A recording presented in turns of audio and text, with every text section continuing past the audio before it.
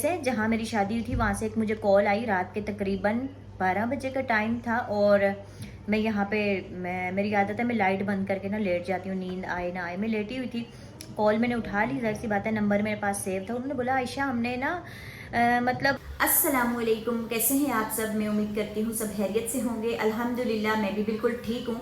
सर्दियों की जो सुबह सुबह की धूप है ना, अगर उसमें बैठना शुरू कर दें तो विटामिन डी की जो सप्लीमेंट है ना वो छूट जाती हैं। क्योंकि ये मेरा आजमाया हुआ है। जब मुझे शदीद किस्म की डिप्रेशन हुई 2 दफ़ा तो मुझे डॉक्टर ने यही मशवरा दिया था कि आपने सुबह की धूप में लाजमी बैठना है। अच्छा, उसके बाद मैंने बैठना स्टार्ट किया तो मुझे ना काफ़ी ज़्यादा फ़र्क पड़ा और मुझे अच्छा भी लगा। उसके बाद ना काफ़ी ज़्यादा मैं एक्टिव भी होना आहिस्ता आहिस्ता शुरू हो गई थी। तो तब से तकरीबन काफ़ी साल गुजर चुके हैं। सुबह सुबह की जो सर्दियों की धूप है ना उसमें मैं लाजमी बैठती हूँ, नहीं तो गर्मियों में तो बैठा नहीं जाता, धूप तेज़ किस्म की होती है। मैं आई हूँ ऊपर, मोहम्मद अहमद को मैंने नहलाया है और आज मैंने हमजा को स्कूल में छुट्टी करवाई है। जाना बहुत ज़रूरी था लेकिन फिर भी क्योंकि मुझे उसको लेकर जाना है डॉक्टर के पास। उसको फंगल इन्फेक्शन है तो वो काफ़ी ज़्यादा ना उसके पूरे जिस्म के ऊपर फैलता जा रहा है, जिसकी वजह से काफ़ी परेशान था। अब उसकी छुट्टी होती है हफ्ते इतवार को, तो हफ्ते इतवार को अगर जाएं तो फिर क्लिनिक भी बंद होते हैं, हॉस्पिटल भी बंद होते हैं।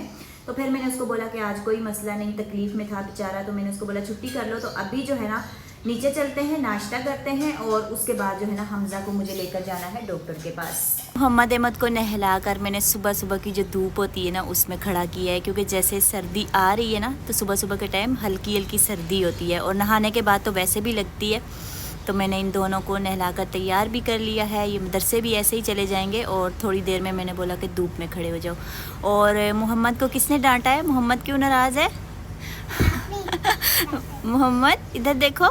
मेरे पास थोड़ा सा टाइम था तो मैंने इस रूम की सफाई भी की है क्योंकि यहाँ पर डस्ट बहुत ज़्यादा आ जाती है। अच्छा, ये बिल्कुल खाली पड़ा हुआ है हमारा ऊपर वाला जो घर है, यहाँ पर कोई आता ही नहीं है। बस कभी कभार कोई चीज़ रखनी हो या उठानी हो तो तब हम लोग आते हैं। अपना हाथ दिखाओ, कहाँ पे है आपको इन्फेक्शन? ये वाला हमजा को फंगल इन्फेक्शन है। ये तो ठीक हो गया लेकिन टांगों के ऊपर बहुत ज़्यादा है जो ठीक नहीं हो रहा, तो इसलिए आज हमजा को मैं लेकर जा रही हूँ। ब्रश किया है नहीं कि हाँ, और बाल बना के अच्छे से तैयार हो जाओ, फिर चलते हैं। ठीक है, मैं अबाया पहन लेती हूँ जब तक। चले, अभी मैं नीचे आ गई हूँ और हमजा आ रहा है, मैं उसका वेट कर रही हूँ। अच्छा, कल भी मैं घर पर नहीं थी तो घर का बुरा हाल हो गया था, इतना घर गंदा हो गया था। तो आज भी मैं जा रही हूँ। फिर मैंने आमना को बोला आज आप छुट्टी करो, घर की साफ़ सफाई करना, नहीं तो फिर मैं थकी हुई आती ना, पहले मैं घर को साफ़ करती हूँ, मुझे सुकून नहीं मिलता अगर घर गंदा हो तो। इसलिए वो घर का काम करेगी पीछे और मैं जो है ना हमजा की दवाई लेके आ जाऊँगी। मोहम्मद आप क्यों आए हो नीचे? चीज़ लेने के लिए? चीज़ लेके ऊपर चले जाओगे ना आप ही के पास, फिर ज़िद नहीं करोगे ना? मैंने भी जाना है साथ में। हम हॉस्पिटल जा रहे हैं ना, घूमने के लिए नहीं जा रहे, वहाँ पे अलाउ नहीं होता छोटे बच्चों का। सही है, आओ मैं आपको चीज़ लेके दूँ फिर आप ऊपर चले जाना।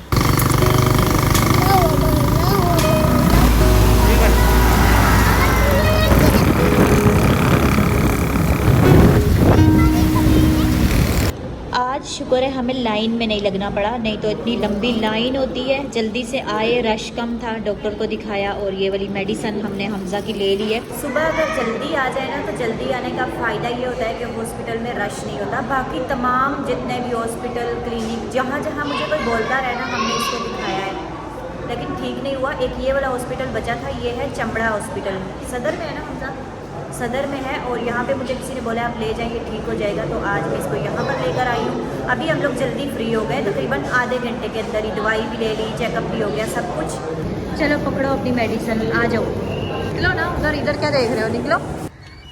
हमजा ऐसे ड्रामे नहीं करो ना, जल्दी जल्दी डालो, जल्दी जल्दी तेज़ी के साथ डालो ताकि ये खा के फारिग होकर जाएँ। आज इसने चीला को बड़ा तरसाया है। हमजा आपसे बदला लेंगी ये क्या कर रहे हो? तरसा रहे हो उनको? एक ही दफा फेंको, जल्दी जल्दी मैं जा रही हूँ नीचे फिर।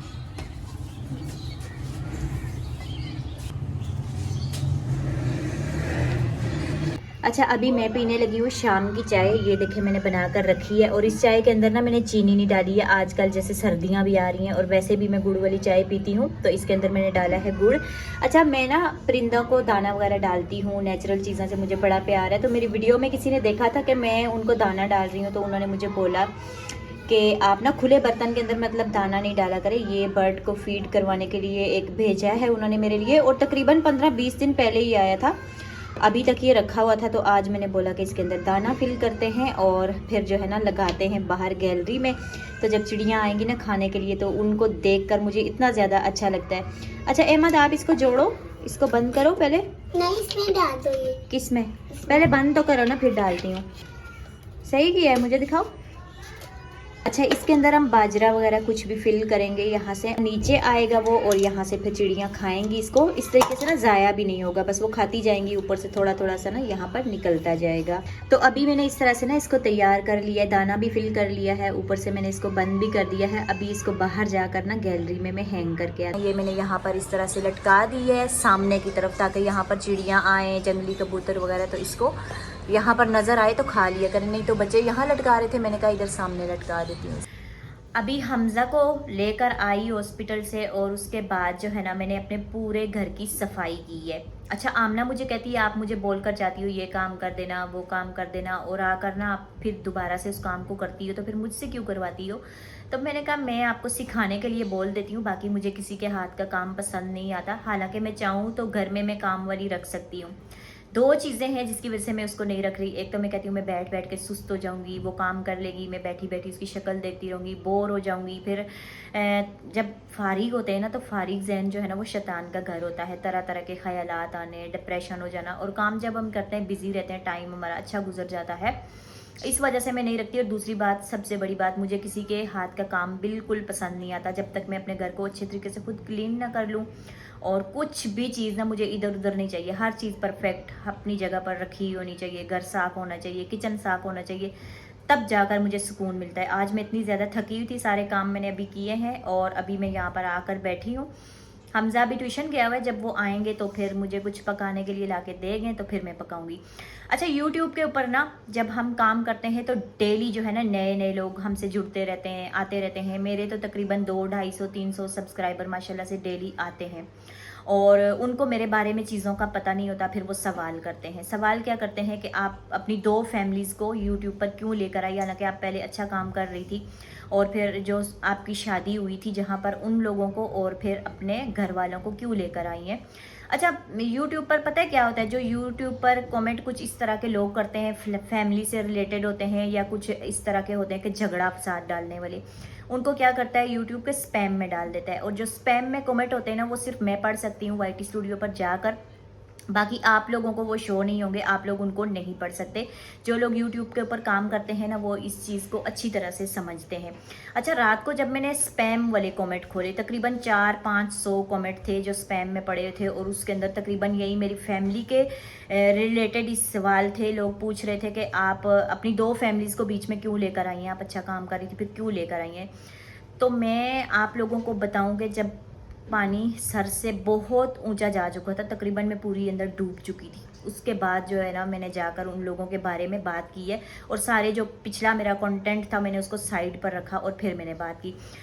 असल में बचपन से कुछ ऐसे सवाल थे ना मेरे जहन के अंदर, इतनी सारी चीज़ें भरी हुई थी, इतनी सारी चीज़ें भरी हुई थी, मैं सोच रही थी मैं कहाँ शेयर करूँ, मैं किसको बताऊँ। और जो अंदर ही अंदर जो चीज़ें रहती है ना, जाहिर सी बात है आपको वो बहुत ही ज़्यादा परेशान करती हैं, जिसकी वजह से मैं डिप्रेशन में थी, सारी चीज़ें थी। लेकिन किसी के बारे में मेरी आदत नहीं है कि मैं बातें करूं, ये लोग अच्छी तरह समझते थे, तभी इन्होंने ये बातें की अपने आप को साफ़ करने के लिए और अपने आप को मतलब बेगुनाह दिखाने के लिए, ताकि हम आयशा के बारे में बात करेंगे वो कुछ बोलेगी नहीं और हम जो है ना आराम के साथ निकल जाएंगे, हमारा रास्ता क्लियर हो जाएगा। लेकिन अब मैं काफ़ी ज़्यादा बदल चुकी थी और जब ये चीज़ें हुई मुझे बहुत ज़्यादा गुस्सा आया, मैं बर्दाश्त नहीं कर सकी।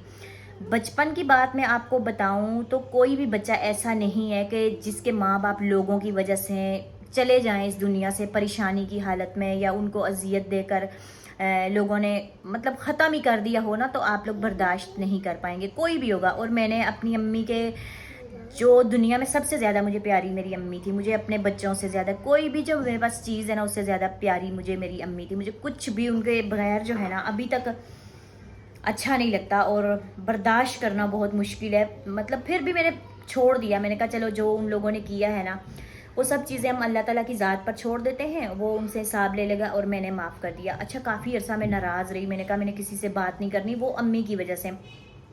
और जाहिर सी बात है मेरे अब्बू ज़रा सीधे थे, तो उनको जो होशियार लोग थे ना, जो बात बताते थे वो वही करते थे, और मेरे माँ बाप को बर्बाद करने वाले लोग वही थे, उनको पता है।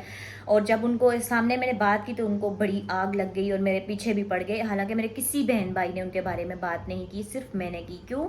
कि मैं यूट्यूब पर काम करती थी, जाहिर सी बात है, तो यहाँ पर मैंने बता दिया। बाकी वो लोग जो है ना, उन लोगों की बातें आपको नज़र नहीं आएंगी कि वो लोग कहाँ कहाँ बातें कर रहे हैं। मैंने यहाँ पे की हैं, सबको नज़र आ गई हैं। पूरे ख़ानदान के अंदर झूठी बातें करना, अपने आप को साफ दिखाने के लिए, पूरे इलाके में, पूरे गाँव में, दूर दराज इलाकों में सबके आगे वो बातें कर ही रहे थे। वो लोग तो कर ही रहे थे मुसलसल, लेकिन मैं बर्दाश्त कर रही थी। फिर बर्दाश्त की हद जो है ना तब ख़त्म हुई जब मैं इतने साल के बाद गई, मैंने अपने भाई की हालत देखी। मेरा भाई किसके घर में रहता था, कहाँ खाना खाता था, कहाँ सोता था। जाहिर सी बात है जिम्मेदार वही लोग हैं, नाम तो मैं नहीं लूँगी, लेकिन वो वीडियो देखते हैं तो वो समझ गए होंगे। वो चीज़ मुझसे बिल्कुल बर्दाश्त नहीं हुई। मेरा इतना अच्छा, खूबसूरत, पढ़ा लिखा, समझदार भाई, और उसकी वो हालत, और मतलब जहाँ उसकी शादी हुई उस लड़की जैसी लड़की तो आप सभी को पता है जो मेरे गांव से देख रहे हैं कि दूर दराज के गांव में कहीं भी आपको नज़र नहीं आई। पढ़ी लिखी और मतलब बहुत अच्छी, और एज में मुझसे भी कम थी। तो भाई का घर बर्बाद हुआ, सारी चीज़ें बाद में हुई, और भाई मेरा डिप्रेशन में गया, अब जो है ना गहरी बीमारी में चला गया। जब मैंने भाई को देखा ना तो मुझसे बर्दाश्त नहीं हुआ। मैंने कहा मैं फिर इन लोगों से आके मिली हूँ जिन्होंने मेरे भाई का ये हाल किया, अम्मी का वो हाल किया, हमारे घर का वो हाल किया। अच्छा, मैंने कहा चलो सब्र करते हैं, पीछे जो सब्र किया अभी फिर कर लेते हैं। फिर जब मेरे अब्बू आए ना मेरी बहन के घर पे, मैं अपनी बहन के घर में रुक गई थी। आगे जाने की मेरी हिम्मत नहीं थी कि मैं जाऊं, अम्मी की कब्र देखूं, अपना घर देखूं, उस चीज़ की, सब चीज़ों की बर्बादी देखना जाहिर सी बात है बर्दाश्त नहीं हो रहा था। तो मेरे अब्बू जब आए ना, अब्बू ने ऐसी सी बातें की अपने मतलब बहन भाइयों के हवाले से ही उन्होंने की। उससे ना मुझे मज़ीद जो है ना आग लग गई, मुझसे बर्दाश्त नहीं हुआ। इतना मैं गुस्सा मुझे आया ना कि सब कुछ ख़त्म हो गया। और फिर जब अब्बू और भाई रह गए और उनके पीछे भी लोग इसी तरीके से बातें करना, अब्बू के ऊपर दबाव डालना, भाभी को डिवोर्स दिलवाना, फिर घर से ज्वेलरी गायब, सारी चीज़ें जब मेरे अब्बू ने बताई ना तो मुझे बहुत ही ज़्यादा दुख हुआ। उसके बाद जब मैं गाँव गई ना तो मुझसे बर्दाश्त नहीं हुआ। घर को देखकर मैं और ही मतलब क्या आपको बताऊं कि मेरी हालत ऐसी हो गई कि मुझे वीडियो बनानी पड़ी। और सिर्फ दो घर जो है ना, एक फूफो का और एक चाचा का घर बीच में आ गया। बाकी तमाम ख़ानदान वालों से मैं फिर भी मिली। मैंने कहा कि खून के रिश्ते हैं, जो होना है वो हो गया, सब दफ़ा करो। सब चीज़ों को मैंने माफ़ किया। बाकी दो घर तो आए वीडियो में, लोग भी आए, फूफो भी आई और चाचा की कुछ फैमिली आ गई होगी, मेरी चाची भी आ गई थी।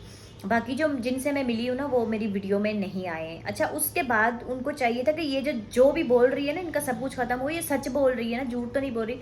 लेकिन फिर भी मेरे पीछे इतनी बातें करना शुरू कर दी। मेरे अब्बू ने बोला कि आपके दूसरे बहन भाई जो हैं वो इंटरेस्ट नहीं ले रहे, तो अगर मैं ना हूँ तो आपने ऐसा करना है कि जो 3 जगह हमारी ज़मीन है, जो आपकी अम्मी की है, मेरी है, आपका भाई बीमार हो गया, तो आपने एक ज़रा जो टुकड़ा भी ज़मीन का है ना किसी को लेने नहीं देना। अब्बू ने वो बोला ना ज़मीन के बारे में कि उसकी वजह से शुरू से फसाद हुआ है। हालांकि मेरे अब्बू लोग 3 भाई थे और सबकी जो है ना अपनी अपनी ज़मीन अलग कर दी गई थी तीनों भाइयों के इससे।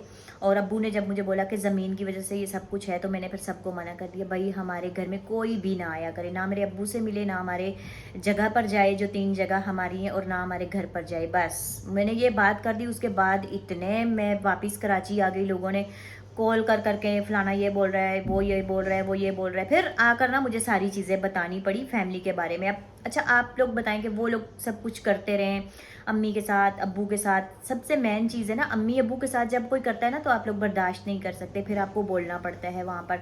तो मैं अपने माँ बाप के लिए फिर बोली, मैंने बात की, और मुझे अब्बू ने बोला था तब मैंने बात की है। उसके बाद भाई का भी देखा, फिर भाई को मैं कराची भी लेकर आई, जैसा कि पहले भी 3 साल उसका इलाज करवाया था, और अभी फिर मेरे पास ही है वो। तो ये चीज़ें देखी नहीं जाती, बर्दाश्त करना बहुत ज़्यादा मुश्किल होता है। तब मैंने उन लोगों के बारे में बातें की। अच्छा, वहाँ पर हो गया क्लियर। मायके के बारे में क्यों बातें की? अब जहाँ मेरी शादी हुई थी वहाँ पे एक ऐसा भयंकर मेरे साथ खेल खेला गया ना बहुत कम उम्र में, कि जो मेरे जहन से अभी तक निकल ही नहीं रहा। और जिसने किया था ना, फिर उसी ने एक वीडियो बना दी, हाथ में कुरान पाक भी उठा लिया, और तकरीबन मैं उस चीज़ को भूली नहीं थी। इतना एक भयंकर चीज़ हुई थी, पता नहीं सब चीज़ों से ना ऊपर वो चीज़ जा रही है, और मेरे दिल में लग रही है कि ये मतलब मेरे साथ इतनी कम एज में नहीं होना चाहिए था, ये क्यों हुआ, ये क्यों हुआ, अभी तक हो रहा है। मतलब उन्होंने वीडियो अपलोड की ना तो मैं उनका चैनल नहीं देखती थी, बच्चे देखते थे, फूफो का चैनल है, सब चीज़ होती थी, मैं उनकी शक्ल देख नहीं सकती थी, क्योंकि उन्होंने मेरे साथ एक ऐसा खेल खेला था ना कि जो मैं ज़िंदगी भर नहीं भूलूंगी। वो सब कुछ करती लेकिन ये वाला काम जो है वो ना करवाती। तो उन्हीं के मोहल्ले से जहाँ मेरी शादी हुई थी वहाँ से एक मुझे कॉल आई, रात के तकरीबन 12 बजे का टाइम था। और मैं यहाँ पे मेरी आदत है मैं लाइट बंद करके ना लेट जाती हूँ, नींद आए ना आए। मैं लेटी हुई थी, कॉल मैंने उठा ली, जाहिर सी बात है नंबर मेरे पास सेव था। उन्होंने बोला आयशा हमने ना मतलब आपकी शादी हुई, शादी पे भी आए, उसके बाद आपके साथ क्या हुआ सारी चीज़ें हमने देखी हैं। तो ये हाथ में कुरान पाक उठाकर झूठी वीडियो उन्होंने बनाई है, तो आप देखो तो सही। लिंक आई मेरे पास, तो वहाँ से मैंने वीडियो खोली, मैंने पूरी वीडियो देख ली, सुनती गई, मैं सुनती गई। इतने ज़्यादा झूठ थे, इतने ज़्यादा झूठ थे। ये बच्ची को मारना चाह रही थी, ये हमारे भाई के साथ ऐसी थी, अपने हस्बैंड के साथ बात नहीं करती थी, उसको मारती थी, उसकी दाढ़ी खींचती थी। तो वो हस्बैंड वाइफ के बीच में होता रहता है, मजाक मतलब चलता है। तो उस चीज़ को आप क्यों इतना सीरियस ले रही हो? उस चीज़ को आपने बेस बनाकर फिर मुझे घर से निकलवाया और ऐसी सी बातें। चलो मैं सब वो अपनी वीडियो में बता चुकी हूँ, तो अब मैं नहीं बताना चाहूँगी। जिसने देखना है पुरानी वीडियो में जाकर देख ले। फिर वो चीज़ें ना मुझसे बर्दाश्त नहीं हुई, ऊपर से कुरान पाक उठाया और छोटी बच्ची ने जूते पहने हुए और सब कुछ, तो उसकी पिक्चर जो है कुरान पाक के ऊपर रखी, इस बच्ची को मारने लगी थी, ये करने लगी थी, वो करने लगी, सारी चीज़ें हुई। जब पहले उन्होंने बात कर ली ना, उसके बाद जो है फिर मुझे तो अपने सफाई में कुछ ना कुछ तो बोलना था ना। इस तरह से सारे लोग कहते हाँ जी हाँ ये ठीक कह रही है, ये सब सही बोल रहे हैं, वहाँ पे भी लोग सही बोल रहे हैं, वहाँ हमारे गाँव में, और यहाँ पे भी सही बोल रहे हैं, और गलत बीच में हम में। अपने आप को थोड़ा सा मतलब, मुझे ज़रूरत नहीं है लोगों के आगे सफाइयाँ पेश करने की या इस तरह की कुछ बातें करने की, लेकिन फिर भी मुझे दुख हुआ कि इतना हमारा नुकसान करने के बाद फिर भी लोग इस तरह से बातें कर रहे हैं। तो इनकी असलियत तो बतानी चाहिए। फिर मैंने अपने मायके वालों की भी असलियत बताई, अब्बू लोगों के जो रिश्तेदार थे उनकी भी बताई। और इनकी तो जब मैंने बताई ना, तो इनके जो मोहल्ले वाले हैं जब उन्होंने कमेंट करना शुरू किए ना, घर के इस साइड से उस साइड से आगे पीछे करीब करीब के लोगों ने कमेंट, तो इन्होंने कमेंट ही वीडियो के ऑफ कर दिए।